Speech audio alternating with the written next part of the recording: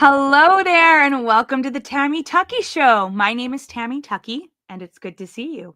So today, I'd like to welcome author and former creative senior vice president of the Walt Disney Imagineering Company, Joe. He's in the house. Hello, how are you? I'm fantastic. So happy to be here. Thank you so very much for having me on your show. I'm so glad to have you. Like, we were just talking off air that we probably might have ran into each other or may have seen each other on the Disney Dream, because I was on I think it was on the third voyage it was on back in 2011, and we'll get to Disney Cruise Line, I'm sure. But Okay. I thought we'd start off because I was telling you, you were at one of the Disney expos. I missed the panel, but I was watching a little bit of it. And somebody mentioned that you were in one of the most infamous Cal Arts photos. So I wanted to pull it up and let's see if we can find Joe. Okay. Yes. You know, I'm wearing a hat because I have no hair left. But back then, look for the guy with the bushiest hair. That's me. Right, the far left, right next to Jerry. Jerry's a friend of the podcast. So there you are. Look at all you guys. So, you know, this is a good picture, and I often use it in presentations and talks and such because it's very humbling. It puts me in perspective, because in this picture are some people that kind of changed the world of entertainment. You got John Lasseter, who created Pixar, up there, you know, with doing his thing over the gentleman there in the back row. John Musker down on the floor there with the glasses on, who of course wrote Little Mermaid, Aladdin, Mulan. I mean, Brad Bird, who, you know, did The Incredibles. So when I look at this, I go, you know, Joe, you're kind of an underachiever. But I was fortunate too. I got some really great opportunities. But I'll say this group, and we were the first graduating class of the Disney character animation program. We learned as much from each other, I think, as we did from our professors. And I got to tell, we had amazing professors. We had a lot of Walt's 9 old men teaching us. So and I'm in touch with a lot of these gentlemen still. John and I are still friends. Jerry, I'm in contact with Jerry a lot.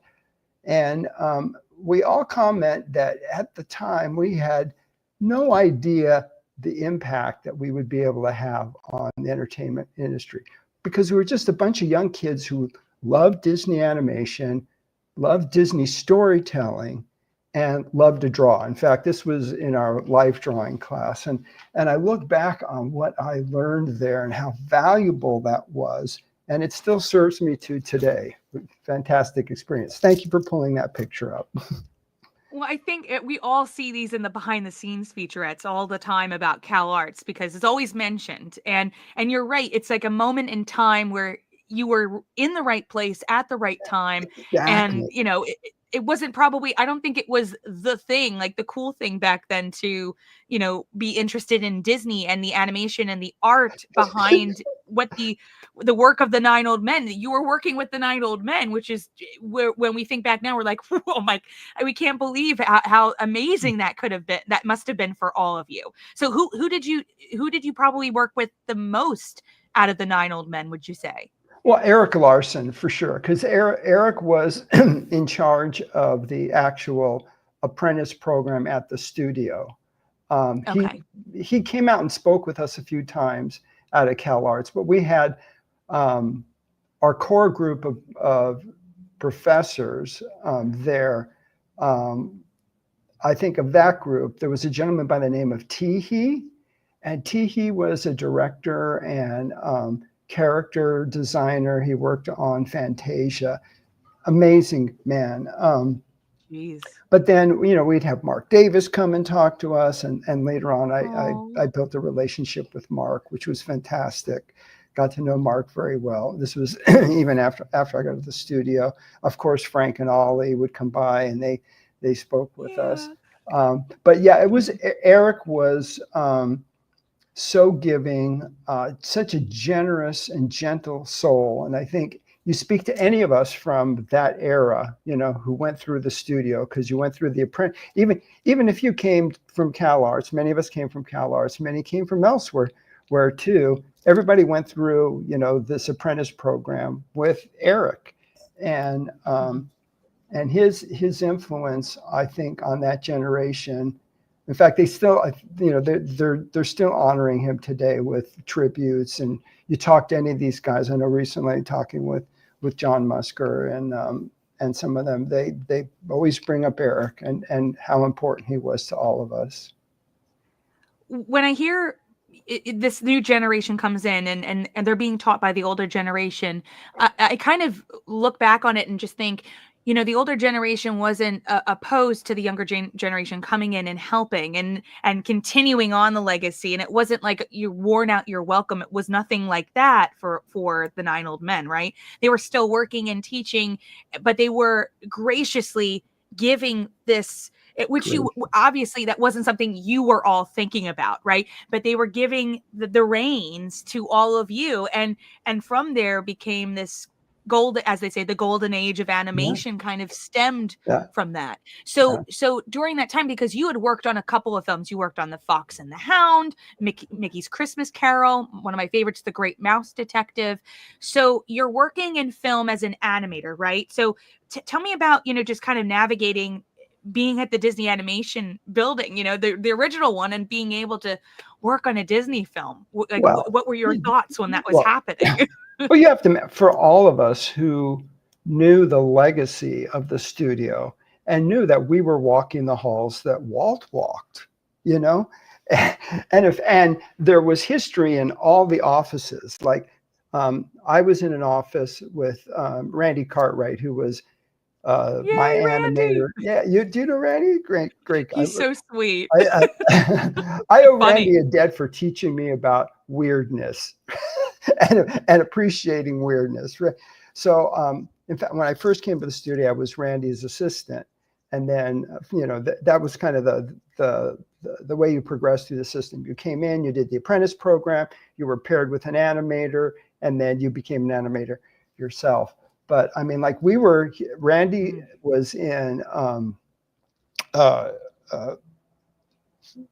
Ollie Johnson's office. I was trying to remember if it was Frank or Ollie. It was in Ollie's office. So as you went down the hallway, like, oh, that's where Milt Call was, and that's where Ward Kimball was. So there was just this sense that of knowing the legacy there. I don't think it weighed heavy on us, but it certainly motivated us. Made us think of and the privilege too. How at least looking back, it's like I think, wow, what an amazing privilege to be able to pick up the torch and carry the torch. And I was so fortunate because I got all these great opportunities beyond animation too, and I moved into Imagineering to continue to carry the torch. And I always give a debt of gratitude and a nod to those guys because they were with me all the time.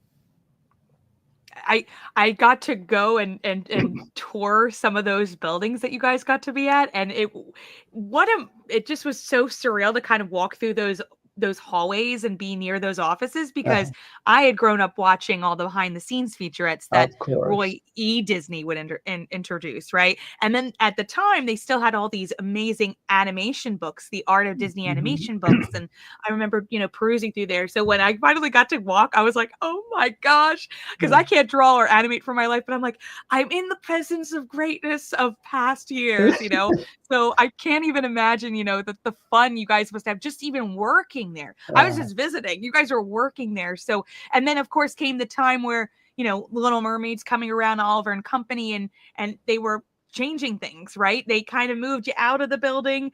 Right. Now, I was wondering, when did you have your transition from film to help out in Imagineering? How did that journey begin for you? Well, that was actually a little bit as a result of us moving out of the building, because they Oh, moved us out of the building. That's when Frank Wells and Michael Eisner came on, and they needed production space, because they were bringing all their Hollywood people in. yeah. And it was before the big renaissance in animation. That was before Little Mermaid. But they were still, I think they still understood the value of feature animation, but really hadn't acknowledged it, or it really hadn't hit them that hard. So they moved us to Flower Street, to what was a warehouse across from Imagineering. Mm-hmm. And so it was very serendipitous for me, because not only did I move there, but then we used their cafeteria. We were allowed to go across the street and use the cafeteria. And I remember walking the hallways and go, and as a kid, I was always, I knew I wanted to be an animator, but I loved the parks. I grew up in Southern California. Our family went to Disneyland a couple times a year. So I mean, I had a deep, deep appreciation for the parks and loved the parks. And I remember all the Sunday night show with Uncle Walt, watching, when he's showing, this is what we're taking to the World's Fair, and this is what we're making at Disneyland, and how great all that was. So deep inside, there was a desire for that. And then now I was walking the halls there. But then this is around the time of Epcot, and they were doing short films for a lot of the pavilions. And I was tasked to Yes. work on this special projects unit, and I got to know some of the people there working on these small films. And this is a long story. I'll try to make it short, but I had an opportunity to work on Roger Rabbit in London, and that fell through. And that kind of left, I wasn't really happy about that. But at the same time, a friend said, there's this guy, Tony Baxter, who, is doing this new park in Paris. And, I think they need your kind of humor, because I was kind of the guy known for the crazy, funny stuff. And so I had dinner with Tony, and he said, well, bring your portfolio over. And I did. And it was hard, because I knew we were at this kind of transition point in the animation, and I could sense, this is going somewhere. But I had to be honest with myself too.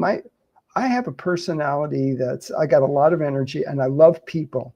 And the process of animation, especially if you're an animator, can be very singular. You sit in the room for hours doing your animation. And I got a little taste of, doing some direction and storyboard work. And I loved the process of working with other people. And then when we started doing these short films for Epcot, I saw how the creative process worked over there, where it was very collaborative, a lot of different people. And I go, this seems like it fits me better.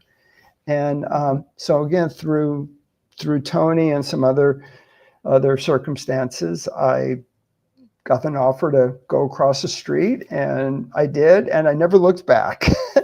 Even though there was moments when I kind of glanced back over my shoulder, because all of a sudden, animation became a really big deal after Little Mermaid, of course, that went through the ceiling. But at the same time, over at Imagineering, we were entering into the Disney decade, and we had so many great projects, and I got so many wonderful opportunities there. So again, I glanced back a couple times, but I always like to look forward. I'm always more excited about the next thing. What was the first Imagineering project you worked on then, officially? I think it was Typhoon Lagoon. Oh, okay. There were a few things going on then. They were working on Typhoon Lagoon. And again, I came over as the guy who, was the animator and knew characters and stuff. So I actually did the kiddie play area in Typhoon Lagoon. And then we also this was really fun, but it never happened. It never got done. They wanted to do a redo of the tiki room using all these celebrity birds, because these were all the actors that Eisner brought over with him. I remember we did like a Bette Midler bird, and we did a Danny DeVito bird. Oh my goodness. And it was super fun. And I think it kind of put me on the radar with the executives as, oh, this is the guy that can do the character stuff, really understands, the Yeah. story piece of it and the character piece of it. So even though that show never happened, um, our creative leader, Marty Sklar, who I'm sure you know well, he became a big champion of mine. And I got to thank him now. Oh. He always knew where to cast me. And then, of course, my first really big break was when they casted me as the creative lead for Toontown at Disneyland. And Mm. I think I was only like 32 years old and given a whole new land at Disneyland, the first new land at Disneyland. My So gosh. that that was great. And at You're the just a time, baby. and at the time I didn't, it didn't scare me. It challenged me. But I Yeah. also knew, you had giant safety nets. You had all these incredible people, with all this experience.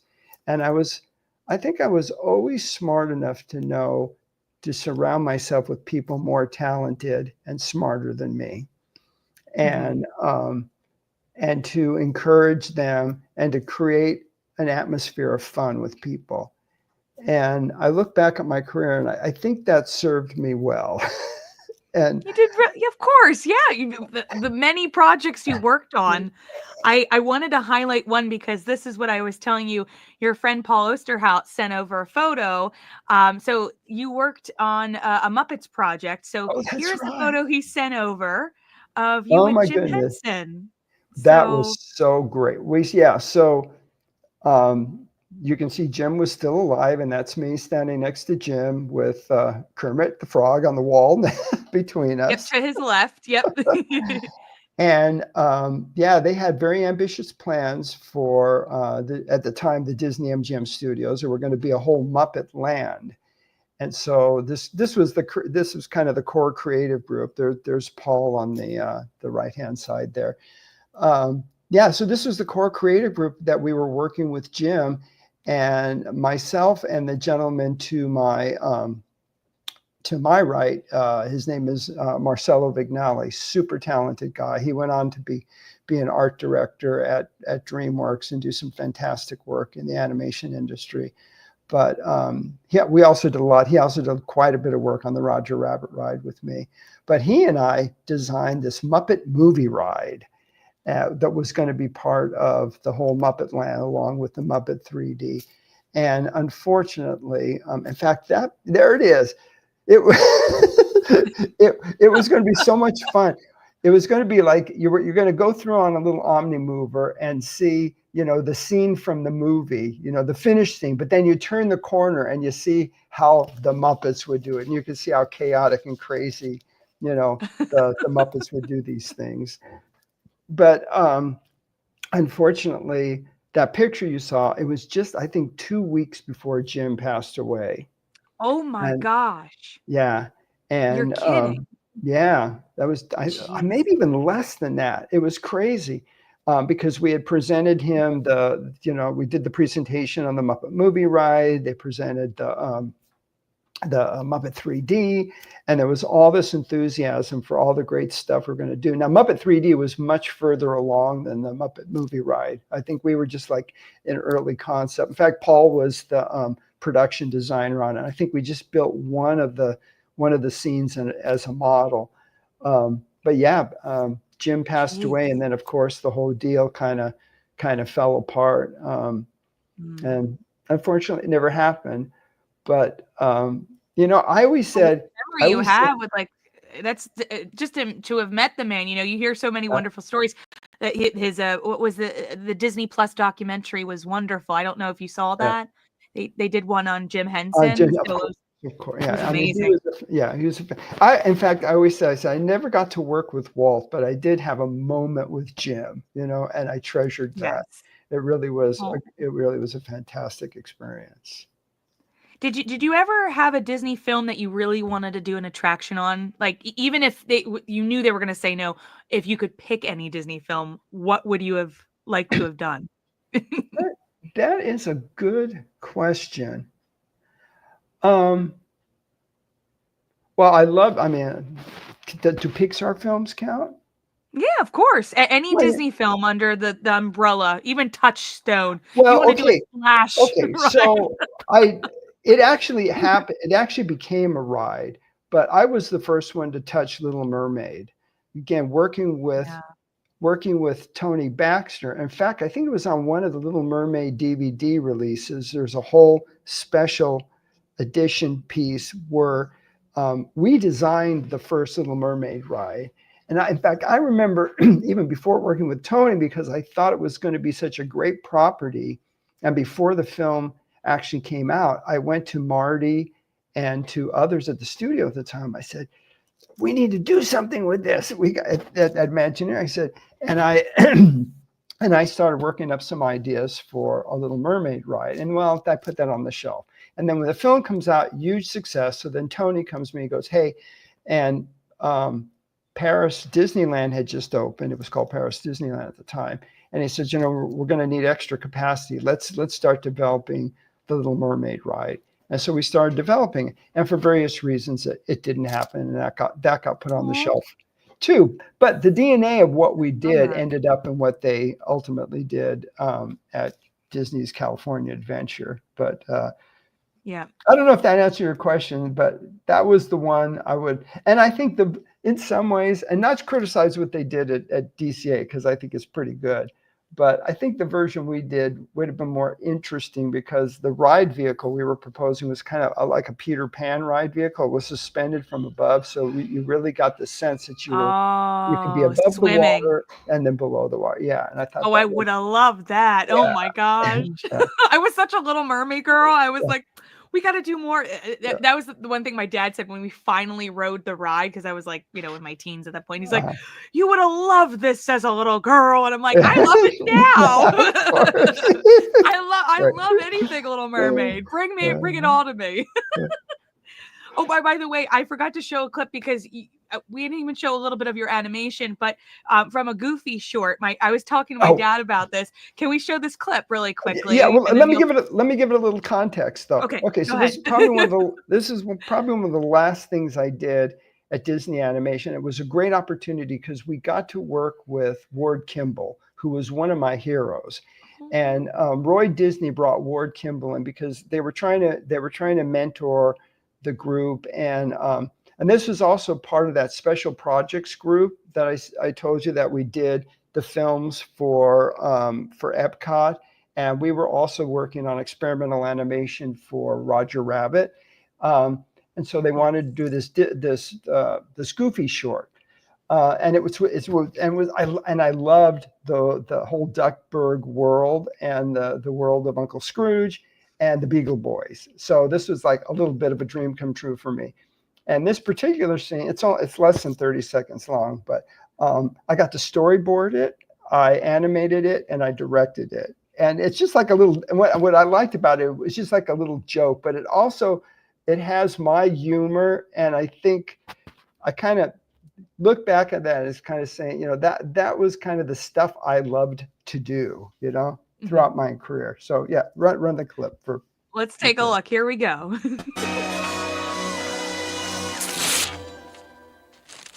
That sports Goofy's getting too good for his own good. Then maybe we should arrange us a little get-together with him. Yeah, a real surprise party.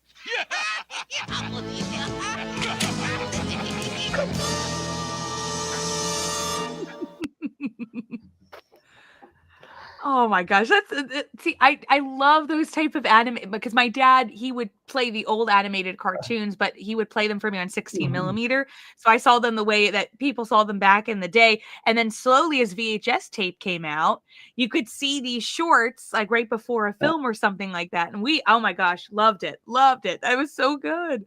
Oh my gosh, I love it. Thank you. So going from, you got to work on Toontown at Disneyland, and then you got to work on a little bit in Tokyo Disneyland, not just a little bit, a lot. I'm trying to pull up, it is Mystic Point was a part of that, right? No, that was at Hong Kong Oh, Disneyland. Hong Kong. Sorry, I mixed them up. So yeah, Sorry. well, But crazy as this, at one point I was doing, sorry. I was the creative lead for Tokyo Disneyland, Tokyo Disney Sea, the whole Tokyo Disney Resort, and I was then asked to go and do the expansion work at Hong Kong Disneyland because the park opened and it was the smallest of all the Disney parks, and they knew they had to expand it. So we did three new lands there. We did Toy Story Land, Grizzly Point, and Mystic Point, or Grizzly Gulch and Mystic Point.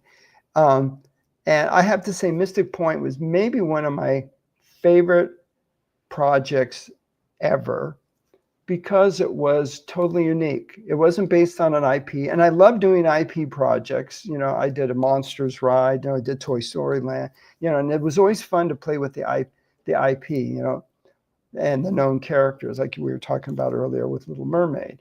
But this, we got the opportunity to create a whole new mythology, new characters. We used a lot of new technology, and I'm very, very proud of what we did. And it's often acknowledged as, maybe one of the best dark rides around. And I think it still holds up. It's well over 10 years old now. And didn't you work with Jerry on this project too? I brought Jerry in. Jerry and I have been working.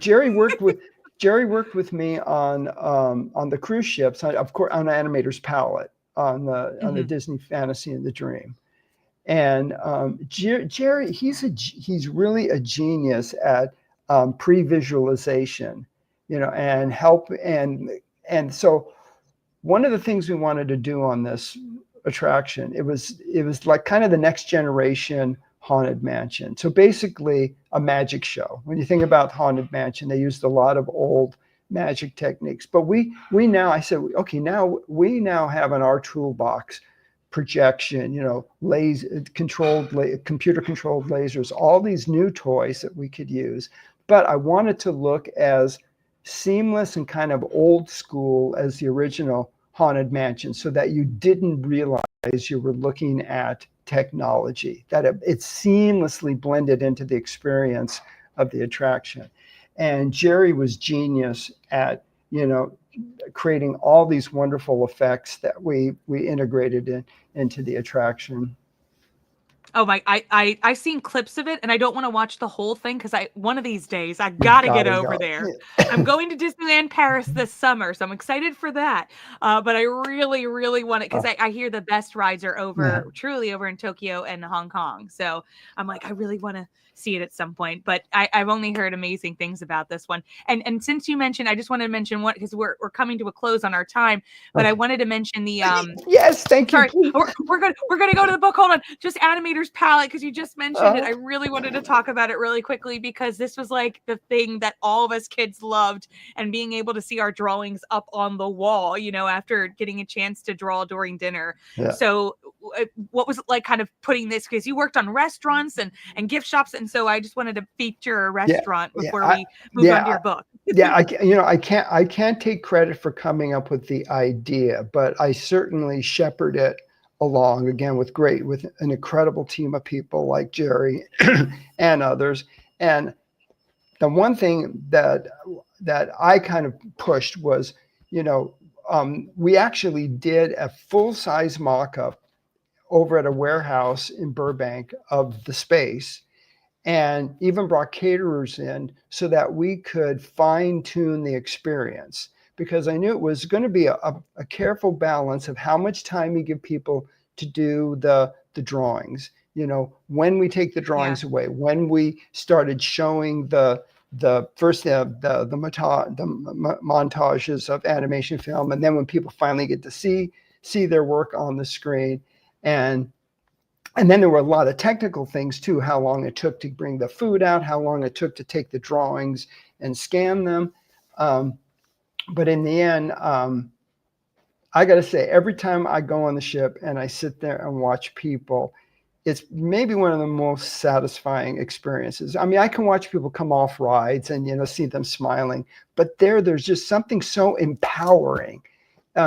I think what we did was level the playing field, that a 3-year-old, 5-year-old, and a grandma and everybody in between kind of get the same kind of, joy and sense of satisfaction out of seeing their little scribble or drawing or whatever, come to life on the screen. It's so, again, magical. Everybody says it's the word, but it's truly the word. It's when you can really hit those moments. So I really wanted to highlight that. Thank you. And now you have another magical project. I know I wasn't There we glossing go. over it, but you're an author and you have this new book called Lemonade the Yellow Bear. So yeah. So thank you. I wanted to get a little plug in for Lemonade, because it was a bit of a passion project. And it grew out of watching my grandchildren, and it's about the innocence and joy of childhood. Basically, Lemonade is the spirit of wonder and youth. And watching little kids, they see the world in the most simplest terms and find joy in that. Picking a flower, playing with a stick. I mean, they like the wonder and joy of their innocence is what I tried to capture. In fact, on the back of the book, if I can just take 1 second. I mean, this kind of sums it up. Okay, I'm gonna make you full screen. Here, hold on. Let me make you on the full screen screen. there? Here we go. Ready? And here you go. There you go. Okay, there we go. All right. So it says, so this is what the book will do. It will tell you how to have a great lemonade day, to dream of wonderful things, to use your imagination, to look for fun things to do, eat something yummy and healthy, make a new friend, make something with your very own hands. And then really what the book really is about is to learn to play a lot and love a lot, as little kids know how to do, and we as adults forget. Mm-hmm. So that's the joy of for me of putting this book out into the world. You don't make children's books to get rich. I'll tell you that. You do it for joyful reasons. It was purely a passion project to do this one, and also I wanted it to be an anti kind of AI book, because there's not a drop of technology involved in the making of this book. I did the whole thing with one Japanese brush pen and 5 colored pencils. And I did that, and that was purposeful. Because I was showing it to some of my artist friends, and I showed it to Marcello Vignali. And we were discussing, when we were growing up as kids, we would watch a cartoon, or we would look at Mad Magazine or a DC comic, and we could sit there and go, okay, I think I can draw that. But I think kids today, when you look at something that's done by AI or, a computer generated thing, it's so far beyond, wow, how do they do that? And one of the things I wanted this book to do is kind of be a throwback that a little kid could look at this. In fact, I have a website, Lemonade the Yellow. It's lemonadetheyellowbear.com. And if you go to that website, it's got activity books, and the whole thing is to encourage little kids to, express themselves, to be creative and not be afraid of creativity. And most little kids aren't. I think we're all born as artists, and then at some point somebody tells us we can't be an artist anymore. So part of this book is to encourage them, and maybe their parents that are sitting there with them, to go, oh yeah, I can draw. It's kind of analogous to animators' palette. It's empowering people to find that little creative spark in them and not be afraid to go after it and have fun with it. I love that, because I think that if you empower children and tell them they can do it, who knows how they'll grow up and use those abilities that they learn, and the things that they are told that they can do. It's encouragement. I think a lot of people don't get that as much, especially children nowadays. And we need Yeah, to encourage them to do what, they can paint the sky pink. They can that's right. do whatever That's right. they would Yeah, like. You know what I you mean? can That's the whole point. It's whatever you think in your head, right? exactly. You can draw It's a outside joy. the lines. Yes, yeah. It doesn't have to be Yeah. beautiful. It just has to be from your heart. I think that's how, when you have big successes with films that maybe the executives are like, well, how is this a success? Like, I kind of think sometimes of, Tim Burton's style, or a different type of animation style. And people are like, well, why was that successful? Because it really had heart, and it had a different look and a different take on things, instead of being the typical thing that everybody wants to just execute and release. And I think that's Mm. also, when you say like that, sometimes, when Disney's trying to find their way with different animation, and over the years, do you stay with the musicals? Do you build up and just do all digital? What exactly do you do? Do you feel like that sometimes is a question mark that will probably be left up there? Where do you see like animation going from here? Well, you know what? I hope there's more visionary people trying new and different things. Um, I think of some of the most recent, well, the film that won the Academy Award this year, Flow, has a very different visual look to it. And my second favorite film of last year was uh,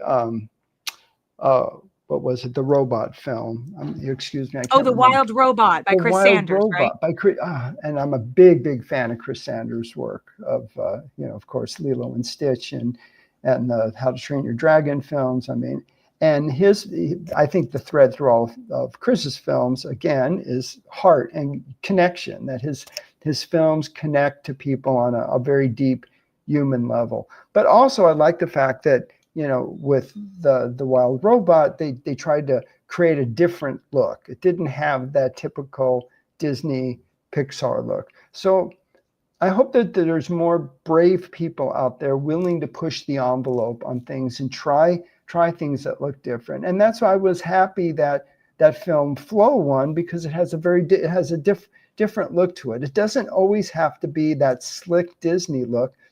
I think what's important is, the story and the connection to people Yes. and touching people. And if it touches people and makes them feel, makes them think, it could be, stick figures drawing with a pencil. Um, and, and to me, actually, then you're not depending on the slickness of it. You're depending on, really finding that core story idea that's going to make people want to see it again because it touched Because you them in can have some the way. best animation in the world, but who's going back to rewatch your film if it doesn't really have the heart? And I Yeah. think sometimes people forget about that. Well, Beth in the audience says, even as an adult, I find myself intimidated by Pinterest perfection and can hinder a willingness to try a new project or craft.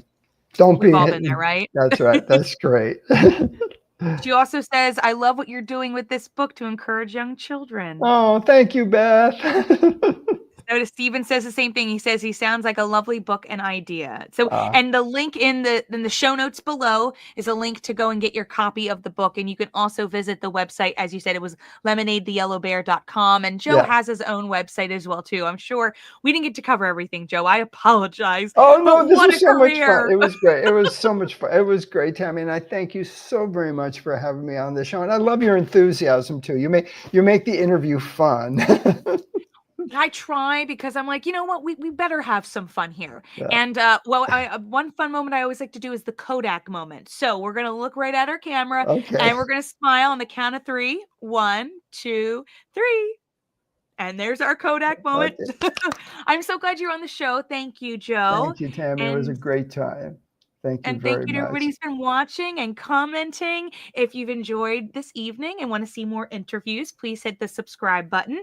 And you can also share our conversation, continue it with us. We're both on social media, so you can Yes. find us if you have any questions. You can find me on Twitter, Instagram, and Facebook, and my website's tammytuckey.com. Thanks again to everybody watching. Thanks again to Joe. He's amazing. Thank you. Um, Thank you all.